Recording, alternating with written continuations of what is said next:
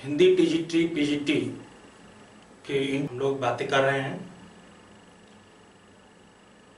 कुछ बातों पे और ध्यान देना है।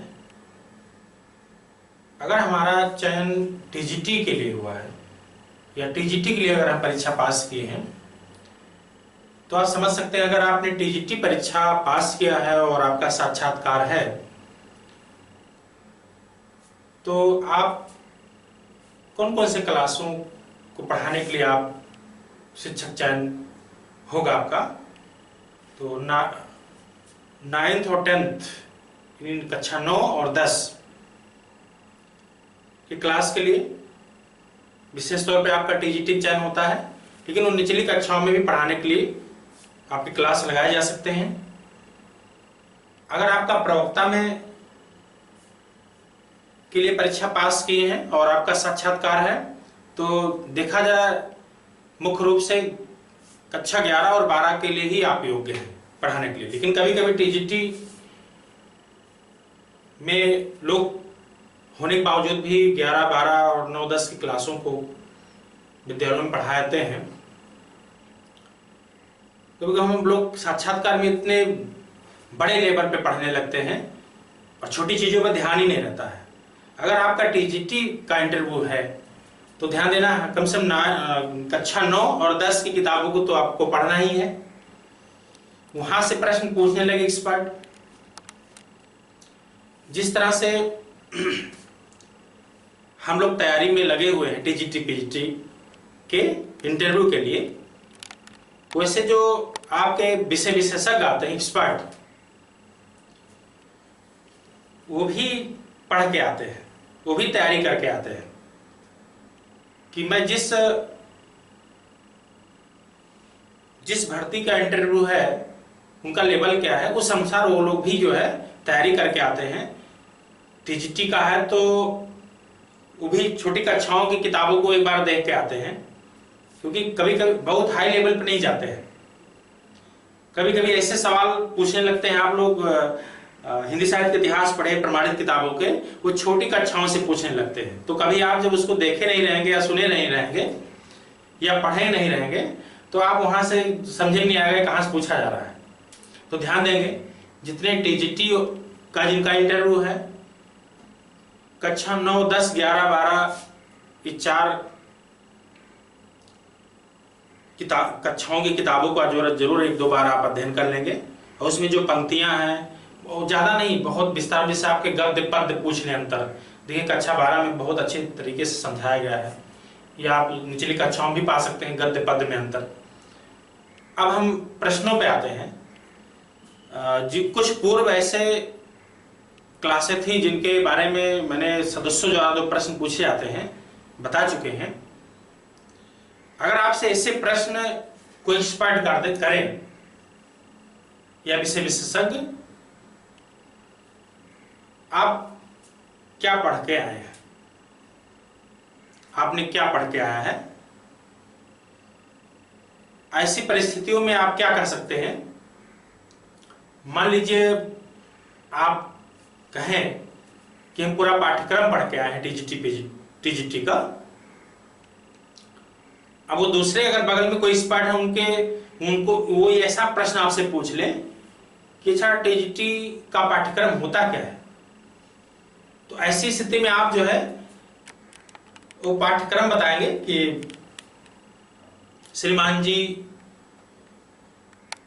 टीजीटी का जो पाठ्यक्रम है 6 चरणों में है, 6 पार्ट है इसके। एक है हिंदी साहित्य का इतिहास, फिर दूसरा है हिंदी व्याकरण, तीसरा है काव्य शास्त्र, 4 है भाषा विज्ञान, 5वां भाग है संस्कृत साहित्य और 6ठा भाग है संस्कृत व्याकरण। फिर ऐसे आपसे प्रश्न पूछ लें, आपने बताया अच्छा ठीक है हिंदी साहित्य में क्या क्या आता है, तो आपको बहुत ज्यादा समय तो नहीं लेंगे पूछने या बताने में, आपको ज्यादा समय लगेगा प्रश्न। अगर आपको ज्यादा समय लग रहा है तुरंत उस प्रश्न को छोड़ करके फिर अगला प्रश्न पूछने लगेंगे। थोड़ा स्पीड होनी चाहिए आपकी, लेकिन वहां बताते हुए बहुत धैर्य से बताएंगे प्रश्नों को तो मान लीजिए पूछे साहित्य में क्या क्या है, तो आप कह सकते हैं कि इस तरह बोल सकते हैं, आदिकाल, भक्तिकाल, रीतकाल, आधुनिक काल। फिर आपसे प्रश्न पूछें कि अच्छा आधुनिक काल में क्या है, तो आधुनिक काल में आप कुछ युगों के नाम लेंगे, जैसे भारतीय युग, द्विवेदी युग, छायावाद, प्रगतिवाद, प्रयोगवाद, नई कविता। फिर कहेंगे अच्छा विधाओं में क्या आता है, तो विधाओं में आप जैसे कहेंगे नाटक है, उपन्यास है, कहानी है, निबंध है, आलोचना, या कहें अच्छा ये लघु विधा में कुछ भी होंगे, तो लघु विधा का भी क्लियर रखना कि आत्मकथा है, जीवनी है, संस्मरण है, रेखाचित्र है। क्योंकि हम इतना जो आपको स्पीड से बता रहे हैं, आप वहां नहीं बता पाएंगे, क्योंकि आपको बहुत सारे डर लगेंगे और बहुत सारी ये चीज यही दूर रखना है कि आप परीक्षा उत्तीर्ण किए हैं, और अगर तुलना किया जाए तो चाहे वो वहां के एक्सपर्ट हो या सदस्य हैं, अगर कंप्यूटर की बात किया जाए तो आप सबसे ज्यादा बेहतर होंगे, क्योंकि आपने वर्तमान समय में बहुत सारी टॉपिकों को पढ़ के आप गए हैं। क्योंकि उनका चयन हो चुका है तो उससे वो प्रश्न करते हैं, जानकारी तो रहती है, लेकिन देखा जाए अगर तुलना किया जाए तो आपकी जानकारी वो सदस्य महोदय और एक्सपर्ट से ज्यादा रहेगी। लेकिन चूंकि उनके पास अनुभव रहता है पूछने का, चूंकि चयन नंबर वही देंगे, तो वो अगर वो संतुष्ट होंगे तभी आपको अच्छे अंक मिल सकते हैं। लेकिन अगर देखा जाए लेवल की बात किया जाए तो आप करंट में आपने जो पढ़ाई किया है शायद उतना वो भी करके आए हैं वहां तक, लेकिन वर्तमान में देखा जाए तो आपकी जानकारी ज्यादा बेहतर हो सकती है अगर आप पढ़ के जा रहे हैं। तो इसलिए आपको डरने की जरूरत नहीं है वहां पे बोर्ड में। तो एक चीज और हम बताना चाहेंगे, साहित्य जो है, जो साहित्य है हमारा, पद्य में है, गद्य में है और चंपू में भी लिखे गए हैं। तो जो साहित्य पद्य में लिखे गए, तो अब पद्य में क्या क्या आता है, पद्य में प्रबंध काव्य, मुक्तक काव्य लिखे गए जो पद्य में। अब पद्य में, प्रबंध में भी इसके दो भेद हैं, महाकाव्य और खंड काव्य। मुक्तक में क्या आता है, एक गीत आता है एक भाग, फिर प्रगीत है, फिर उसमें एक अन्य काव्य है जैसे नवगीत, गजल और लंबी कविता। गद्य में क्या है, आलोचना, निबंध, उपन्यास, कहानी, नाटक।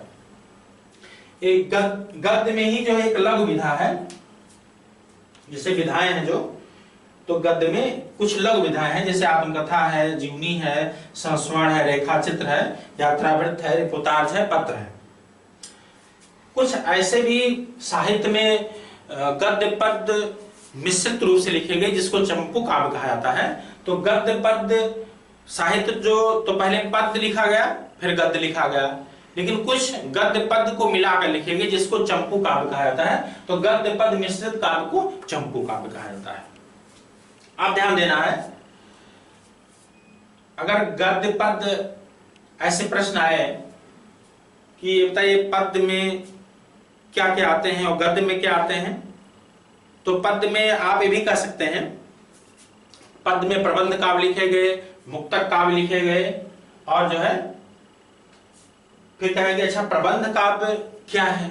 अगर ऐसे प्रश्न पूछा जाए बोर्ड द्वारा कि प्रबंध काव्य क्या है, देखिए जैसे जैसे आप बताएंगे उसी से प्रश्न बनते रहेंगे, और कोई जरूरी नहीं है जो हम बता रहे हैं यहां से किसी से, सभी लोग से ऐसे ही प्रश्न पूछें, किसी से भी पूछ सकते हैं। कि जैसे आप पूछें कि आप क्या पढ़ के आए हैं, तो कभी कभी कहते हैं कि पूरा पाठ्यक्रम पढ़ के आए हैं, तो वो एक्सपर्ट क्या होते हैं वहां छोड़ के तब भी बताएंगे आप जो है उसमें क्या पढ़ के आए हैं, तब भी आप मतलब और प्रेशर देना चाहते हैं कि स्पेशल बताइए कुछ, तो वहां आप ये भी कह सकते हैं मैं हिंदी साहित्य का इतिहास पढ़ के आया हूँ। तो फिर उसमें प्रश्न करते हैं अच्छा हिंदी साहित्य इतिहास में आपने क्या पढ़ा, तो ये चीज ध्यान देना, उसमें कहेंगे पूरा हिंदी साहित्य का इतिहास पढ़ के आए हैं।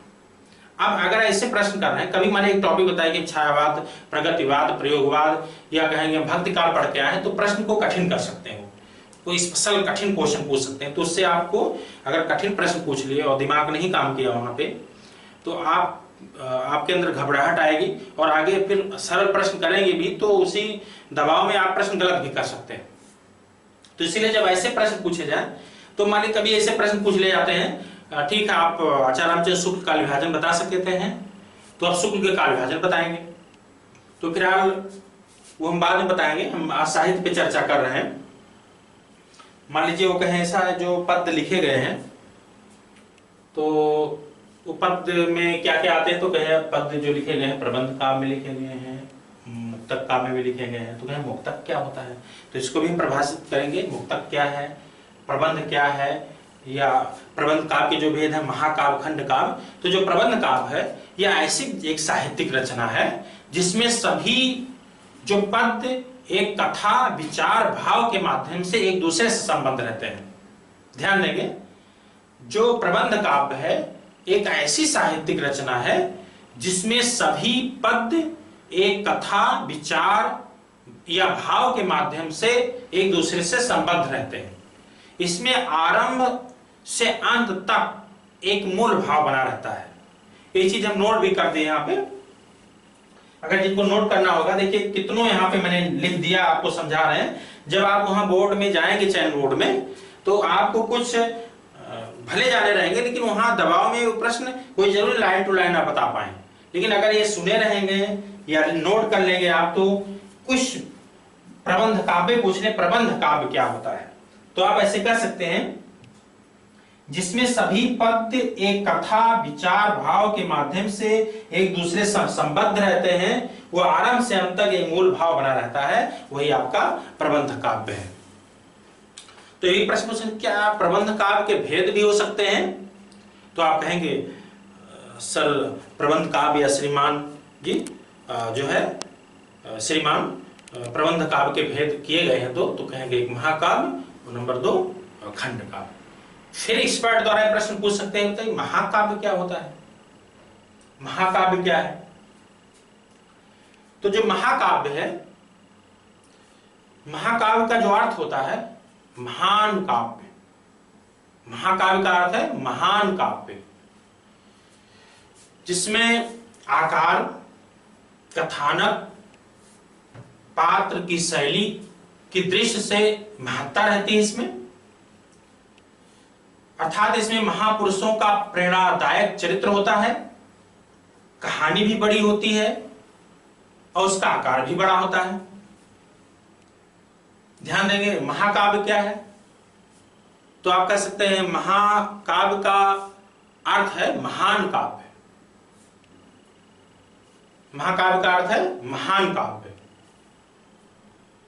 अब पूछे महाकाव्य है क्या, तो महाकाव्य का अर्थ है महान काव्य, इसमें आकार, कथानक, पात्र की शैली की दृष्टि से महत्ता रहती है, इसमें महापुरुषों का प्रेरणादायक चरित्र होता है, कहानी भी बड़ी होती है और इनका आकार भी बड़ा होता है। कुछ आचार्यों द्वारा ये लक्षण बताए गए हैं महाकाव्य के कि ये सर्गों में बधा होता है। विभिन्न जो अध्याय खंड होते हैं या सर कहा गया, विभिन्न अध्याय खंडों को सर कहा जाता है। इसमें जो कथा ली जाती है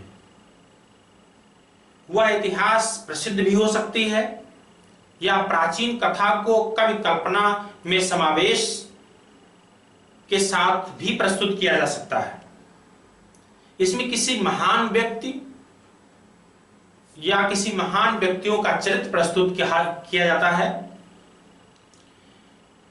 कथानक का जो विकास होता है इस प्रकार है जैसे मनुष्य जीवन और विभिन्न सृष्टि के विभिन्न पक्षों सुंदर वर्णन बीच बीच में होते हैं और ऋतुओं, सागर और नदियों का वर्णन महाकाव्य में आवश्यक माना गया है। नदियों का, सागर का, ऋतुओं का वर्णन इसमें आवश्यक मान लिया गया है। जो महाकाव्य होते हैं देखा जाए इसमें सभी रसों की अभिव्यक्त होती है, लेकिन कोई भी एक रस वीर या श्रृंगार में प्रधान भी हो सकता है। तो महाकाव्य में सभी रसों का वर्णन हो सकता है, लेकिन कोई एक रस प्रधान भी हो सकता है, चाहे वीर हो चाहे श्रृंगार हो, जैसे आप रामचरितमानस का नाम सुने होंगे, वो भी एक महाकाव्य है। तो अगर पूछा जाए रामचरितमानस का अंगिरस क्या है, तो वहां शांत रस माना गया है। तो लगभग जो हमारे महाकाव्य होते हैं, लगभग सभी रसों का वर्णन होता है, लेकिन कोई एक प्रमुख प्रधान रस माने जा सकते हैं।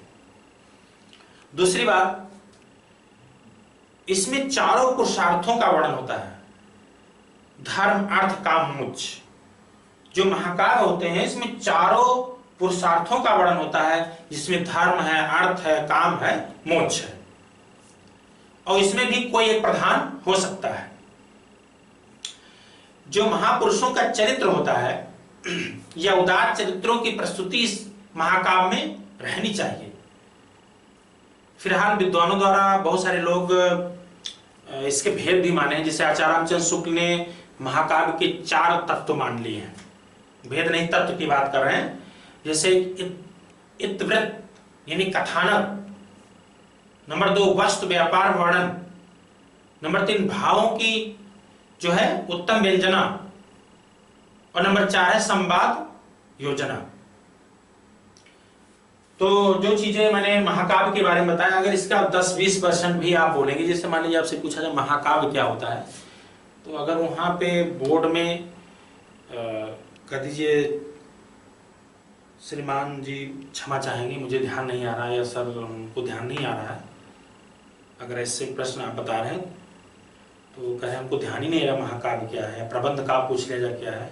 तो जहाँ पे आप कुछ नहीं बोल पा रहे हैं, वहाँ पे अगर उसके 10% भी इतना भी बता सकते हैं कि जो सर महाकाव्य पूछे महाकाव्य क्या है, तो अगर कोई बता रहे हैं कि सर हमको ध्यान ही नहीं आ रहा है, क्षमा चाहेंगे इस प्रश्न के लिए, उत्तर हमको ध्यान नहीं आ रहा है, तो वो अच्छा होगा कि आप ये इतना कह देंगे कि सर जो महाकाव्य होते हैं इसको महाकाव्य का अर्थ महान काव्य, और इसमें किसी महापुरुष का प्रेरणादायक चरित्र होता है, कहानी बड़ी होती है, सर्गों में बधा रहता है।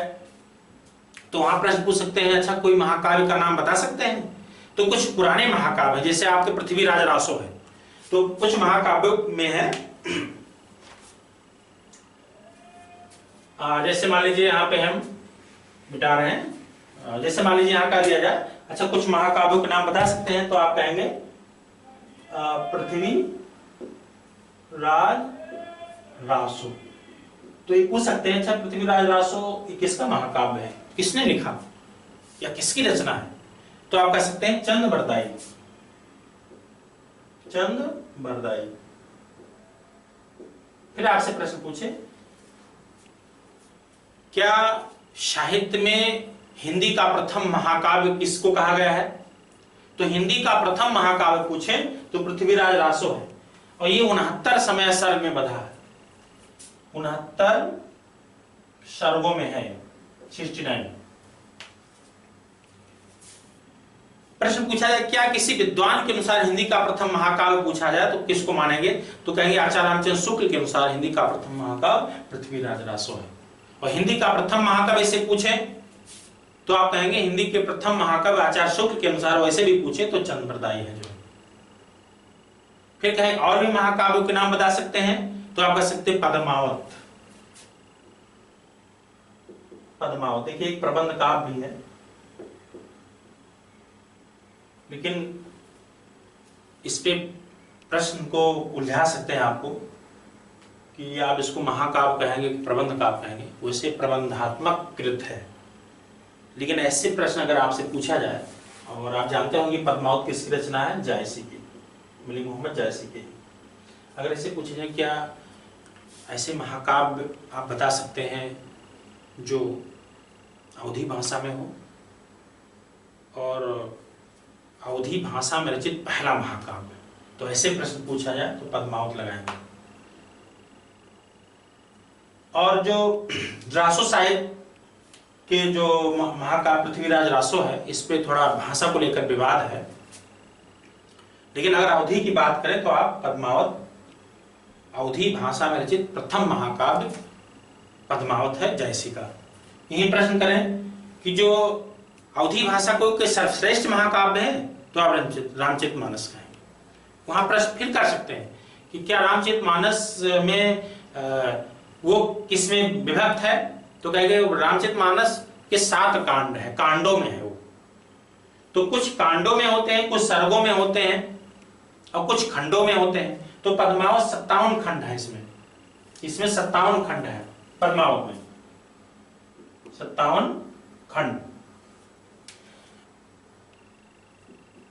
अगर ऐसे सवाल पूछें कि आधुनिक काल के पूर्व कुछ महाकाव्यों के नाम बताइए, तो आप पृथ्वीराज रासो, पद्मावत और रामचरितमानस, और नहीं और शार्ट करना होगा रामचरितमानस कहिएगा और पद्मावत पृथ्वीराज रासो कहिएगा। अब रामचरितमानस जो है 7 कांडों में है, 7 कांड है। आप इसके ये प्रश्न पूछ सकते हैं सदस्य द्वारा, अच्छा रामचरितमानस के 7 कांडों के नाम बता सकते हैं आप जो है, तो कहेंगे आप बाल कांड, अयोध्या कांड, अरण्य कांड, किष्किंधा कांड, सुंदर कांड, लंका कांड, उत्तर कांड। चूंकि हम भक्त काल में फिर चर्चा करेंगे, क्योंकि यहाँ महाकाव्य की बात आ गई थी, इसलिए बताया कि महाकाव्य क्या है, महाकाव्य का नाम क्या है। दूसरी बात, अगर पूछे क्या आधुनिक काल में भी महाकाव्य लिखे गए, तो चूंकि जब वहां आगे हम लोग जाएंगे तो फिर वहां बताएंगे। तो आधुनिक काल के महाकाव्य अगर पूछे तो आधुनिक काल में भी महाकाव्य लिखे गए हैं। तो जैसे आपका एक प्रिय प्रवास है,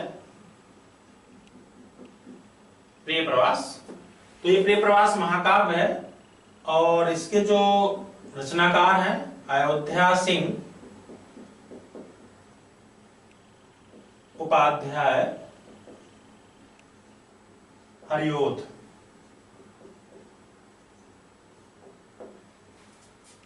ध्यान देंगे, ये जो प्रिय प्रवास है हिंदी का प्रथम महाकाव्य अगर पूछा जाए तो पृथ्वीराज रासो लगाएंगे।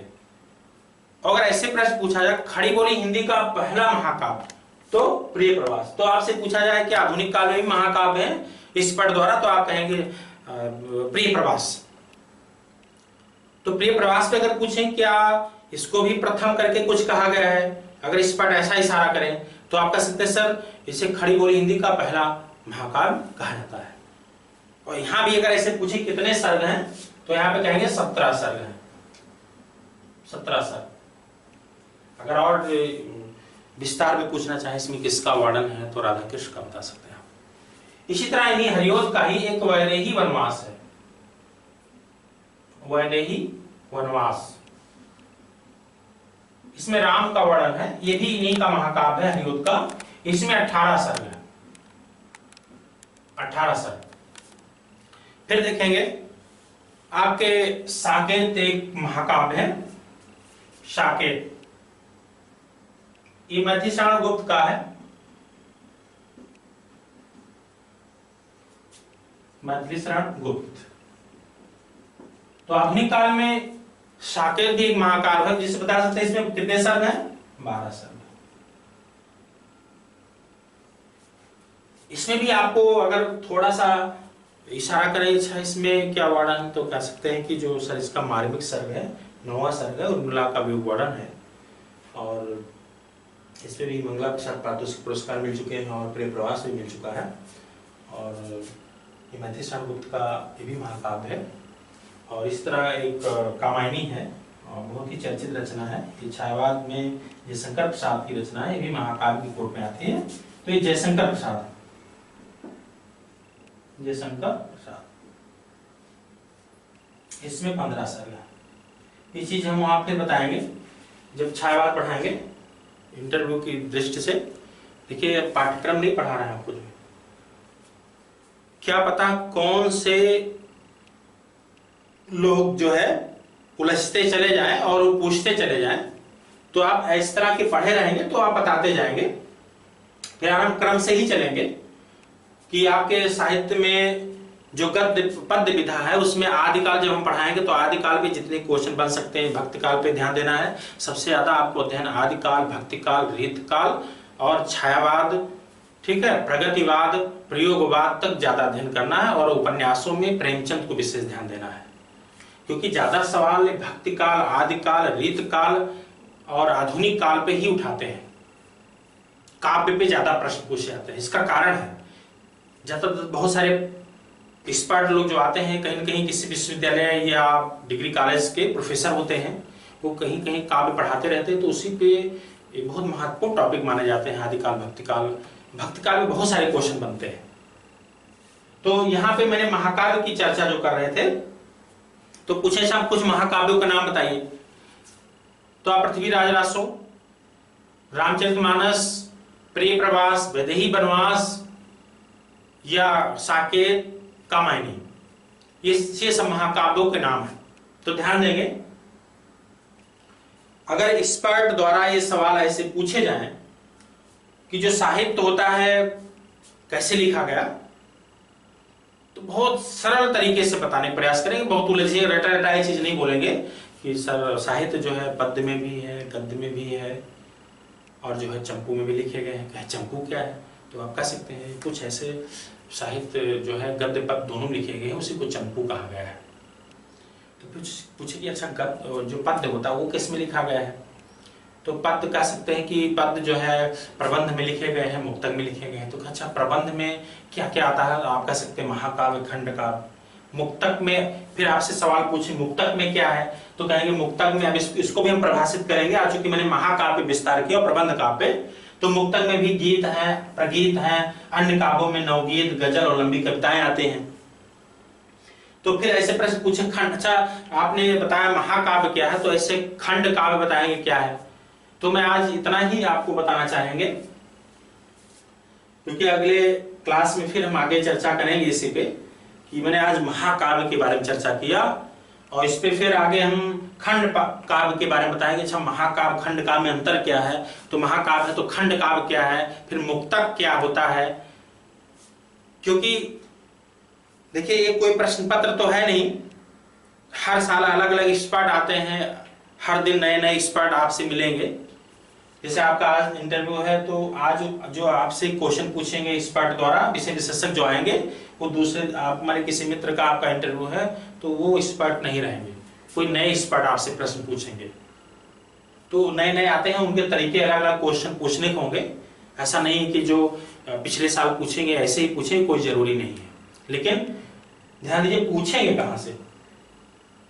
तो मैंने क्लियर किया, अगर और महाकाव्य के बारे में और आपको जानकारी ना हो तो और एकदम सिंपल तरीके से बता सकते हैं कि महाकाव्य का अर्थ है सर महान काव्य, और इसमें महापुरुषों का प्रेरणादायक चरित्र होता है, और इनकी कहानी बड़ी होती है, इनका आकार भी बड़ा हो सकता है, सर्गों में बधा रहता है महाकाव्य, इसमें चारों पुरुषार्थों का वर्णन होता है, धर्म अर्थ काम मोक्ष, जिसमें कोई एक प्रधान भी हो सकता है। तो आपसे मान पूछें कि आप जब कहेंगे इसमें सर्गों में बधा होता, कहेंगे सर्ग क्या है, तो आप कहेंगे अध्याय या खंडों को सर्ग कहा जाता है। फिर अगर पूछे जो है इसमें कैसी कथा हो सकती है, तो वह इतिहास प्रसिद्ध हो सकती है, ऐसा प्रश्न। फिर आपसे मान लीजिए आप ऐसे बता रहे हैं कि इसमें चारों पुरुषार्थों का वर्णन होता है, तो आप एक्सपर्ट यहाँ तुरंत रोक सकते हैं कि ये पुरुषार्थ क्या होता है, तो कह दीजिए सर चारों पुरुषार्थ हैं, जैसे धर्म अर्थ काम मोक्ष। फिर पूछते हैं इसमें क्या कोई एक रस होता है कि बहुत सारे, तो आप कह सकते हैं कि महाकाव्य में कहीं कहीं सभी रसों का अभिव्यक्त होती है, लेकिन कुछ प्रमुख एक प्रधान भी हो सकते हैं, चाहे वीर हो या श्रृंगार हो या शांत रस भी प्रधानता रहती है किसी न किसी एक रस की, और लगभग सभी रसों का वर्णन होता है। फिर इसमें किसी महापुरुषों का चरित्र वर्णन होता है इसमें महाकाव्य में। तो इस तरह के महाकाव्य के बारे में मैंने जो आपको बताया, या प्रबंध काव्य में मैंने चर्चा किया, या ऐसी साहित्यिक रचना है प्रबंध काव्य जिसमें सभी पद्य एक कथा विचार भाव के माध्यम से एक दूसरे से संबंध रहते हैं, वो प्रबंध काव्य है। और प्रबंध काव्य के दो भेद हैं, एक महाकाव्य खंड काव्य। तो मैं अगले क्लास में खंड काव्य के बारे में बताएंगे। तो ध्यान देंगे, आपका साक्षात्कार लगा है, बहुत ही सरल भाव से ये समझिए, बस सिर्फ अपने डर को दूर करना है। आपका नाम पूछा जाए तो नाम बिना भय से बता सकें, जिला पूछा जाए जिला का नाम बताएंगे, मंडल पूछा जाए मंडल का नाम बताएंगे, आपके जिले से संबंध कोई कवि है कवियों के नाम बताएंगे, उस कवि के बारे में जानेंगे। फिर अगर एक्सपर्ट या विषय विशेषज्ञ जब अगर आपसे या मान राज्यपाल का नाम पूछे तो महामहिम पहले लगाएंगे, या प्रधानमंत्री का नाम पूछे तो माननीय लगाएंगे पहले, मुख्यमंत्री का नाम पूछे तो माननीय पहले लगाएंगे, राष्ट्रपति का नाम पूछे तो फिर महामहिम पहले लगाएंगे, उपराष्ट्रपति पूछे फिर महामहिम लगाएंगे, माध्यमिक शिक्षा मंत्री पूछे तो माननीय करके तब उनका नाम लेंगे। ये हम पूर्व वीडियो में बता चुके हैं। तो ये आपका डर एक दूर करना है। और मंडलों के नाम पूछे कितने मंडल हैं तो वो मंडल क्लियर होने चाहिए कि 18 मंडल है। जिला पूछे तो 75 जिला नाम लेंगे। ये चीज ऐसे थोड़ी थोड़ी चीजों को अपने डर को दूर करिए। और कुछ आपके विस्तार में प्रश्न पूछ सकते हैं इंटरव्यू में, कुछ उलझा भी सकते हैं, तो कोई बात नहीं है, कोई जरूरी नहीं 100% आप बताएंगे तभी आपका चयन होगा, ऐसा कुछ नहीं है। बस जो जो प्रश्नों के आपसे प्रश्न पूछे उसके जवाब संतोषजनक होने चाहिए, इस पे विशेष ध्यान देना है। फिर साहित्य पे अगर आपको काल विभाजन पूछे तो बहुत ही व्यवस्थित ढंग से आराम से बताना है। ये आपसे मान लीजिए राष्ट्रगान पूछ ले तो बहुत अच्छे ढंग से खड़े होके जैसे राष्ट्रगान कहे जाते हैं राष्ट्रगान को आप सुनाएंगे। प्रार्थना हो तो जिस स्थिति में प्रार्थना की जाती है वो पूरा तरीका अपनाएंगे। जो बहुत सारे लोग प्रार्थना करते हुए बहुत सारे शिक्षक ऐसे कर रहे रहते हैं, बहुत सारे लोग ऐसे करके देखते रहते हैं। तो वो चीज देखना, शिक्षक को भी जब भी प्रार्थना करना हो जो जैसे प्रार्थना कराई जाती है आपको भी इस तरह के प्रार्थना को बोलेंगे, याद हो। और याद होना चाहिए कि इन 2 लाइन करके बंद करना है। राष्ट्रगान हो तो पूरा एकदम जिस स्थिति में राष्ट्रगान सुनाए जाते हैं उस स्थिति में होकर आप राष्ट्रगान को खड़े हो जाएंगे उसी स्थान पे। बहुत सारे लोग बैठ के सुनाने लगते हैं, तो ऐसा नहीं करना है आपको। फिर एक चीज और प्रश्न पूछें, मान लीजिए आपसे इससे प्रश्न पूछें कि आप जो परीक्षा उत्तीर्ण किए हैं टीजीटी या प्रवक्ता उत्तीर्ण किए हैं पीजीटी, तो आपका जो चयन हो रहा है तो जो भर्ती परीक्षा कर रहा है बोर्ड या आयोग उसका नाम बता सकते हैं। तो ये ध्यान रखना, आपको हमेशा माध्यमिक शिक्षा सेवा चयन बोर्ड कहना है। ये माध्यमिक शिक्षा सेवा चयन बोर्ड द्वारा हम लोग का चयन होगा। इसकी स्थापना कब हुई हम पूर्व वीडियो में बता चुके हैं। चेयरमैन अध्यक्ष कौन है माध्यमिक शिक्षा सेवा, इसकी चर्चा हम कर चुके हैं। और बहुत चयन बोर्ड के बारे में नहीं पूछा जाएगा। हाँ, माध्यमिक शिक्षा मंत्री प्रश्न इंपॉर्टेंट है और माननीय दिनेश शर्मा इसमें वर्तमान में माध्यमिक शिक्षा मंत्री हैं, उनके प्रश्नों को तैयार रखेंगे। और जिन लोग के साक्षात्कार लगे हैं न्यूज़पेपर रोज पढ़ेंगे, चाहे दैनिक जागरण हो चाहे हिंदुस्तान हो, और तब तक पढ़ेंगे जब तक आपका साक्षात्कार कंप्लीट ना हो जाए। क्योंकि कभी कभी प्रश्न पेपर को पढ़ के बनाते हैं। सुबह आपका इंटरव्यू लगा है और एक्सपर्ट महोदय सदस्य वो लोग भी पेपर पढ़ते हैं सुबह, क्या पता आपका ऐसा हो कि वो पेपर ही पूछ लें कि आपका जो आज आपने न्यूज़पेपर पढ़ा है, तो आप कहेंगे नहीं पढ़े हैं तो भी एक ऋणात्मक ही उत्तर होगा। आप कहें जी सर पढ़े हैं। फिर आपसे तो पूछें क्या मुख्य खबर बता सकते हैं न्यूज़पेपर की चर्चित। तो इस अगर आप पढ़े तो कुछ करना नहीं, मेन हेडिंग होते हैं जो चर्चित है उसको आप पढ़े रहेंगे तो आप जो बताएंगे तो उसका दूसरा रिस्पांस होगा। तो आज का मेरा क्लास इतना ही। आगे के क्लास में हम आपको खंड काव्य और मुक्तक काव्य को परिभाषित करेंगे, क्योंकि एक्सपर्ट द्वारा प्रश्न पूछे सकते हैं कि महाकाव्य, खंड काव्य और मुक्तक काव्य या प्रबंध काव्य, इसको बताएंगे अंतर क्या है क्या है जो है, और उससे संबंधित जो रचनाएं हैं उसके बारे में।